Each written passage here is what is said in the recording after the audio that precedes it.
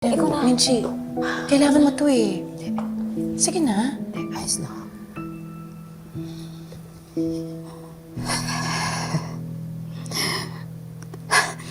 Bakit hindi ka kasi lumaban? Ayos lang ako. Ayos lang ako. Wala namang nangyari, di ba? Alam mo ganyan. Ayos lang ako.